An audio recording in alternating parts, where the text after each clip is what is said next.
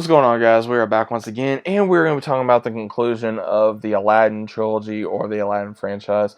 We are going to be talking about Aladdin and the King of Thieves. So this, honestly, was probably one of my favorites of the franchise. I think I watched this just as much, or maybe a tad bit more than the first one, because not only did this go into Aladdin's backstory a little bit, but we actually got to meet Aladdin's father, which was interesting because we found out that, of course, Aladdin wasn't always a street thief. His mother died when he was a kid, and his dad just pretty much ran out.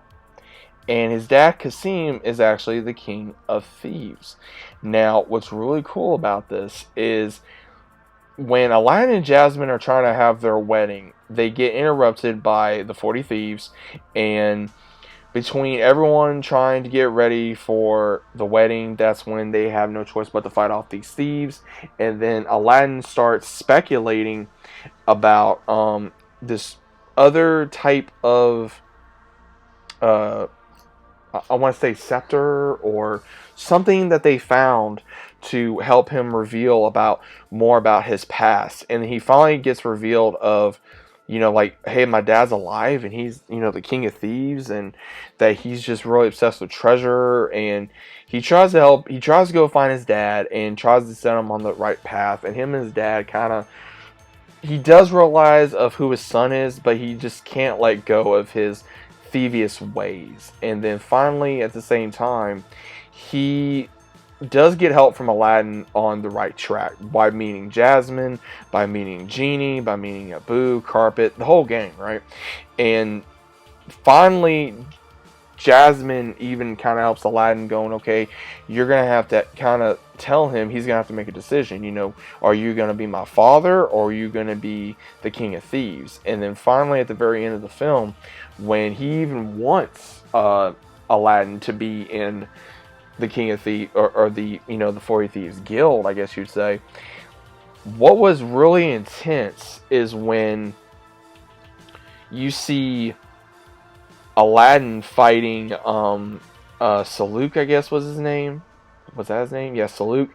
And when he's fighting him, you can even see the look, and they did such a good job with the emotion with Kasim, learning that, his son is alive, and he is seeing his son almost get killed. And he's like worried as all get out, like, oh my God, I just met my son. Am I going to lose him now? And then finally, when he wins, he's like, okay, you're in it, type to speak. But then we see where Aladdin doesn't want to be a thief anymore, and that's when he finally gets his dad to kind of go on his side of the line.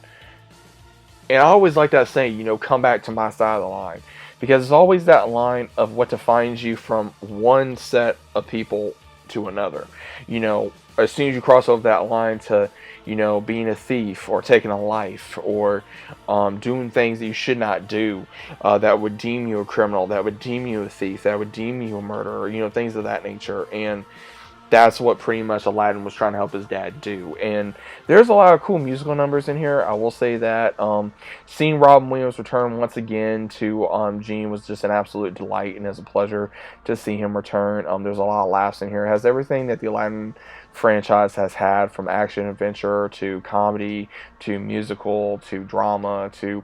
I think the animation was 10 times better in this one than it was probably in the previous movie, as I stated, but that's just my personal opinion. Would I go back and watch this again? I probably would at some point. I don't know when, but I'll definitely give this a try later on down the line. But overall, I think Aladdin the King of Thieves is a decent movie. You can watch it with anyone, watch it by yourself, watch it with your kids, watch it with your spouse, whoever, and just enjoy it, man. If you're an Aladdin fan, if you're an old school Disney fan, definitely watch this movie. I think it kind of wraps a nice bow on the franchise to where Iago goes with Kasim, and you don't know what happens. And Aladdin and Jasmine are now married. You don't know what happens to them. And then Genie, I think Abu stays with Genie, if I remember, and Carbot kind of takes them wherever they need to go. So it's kind of interesting to see what's going to happen if they ever do continue it, which I don't think they ever will.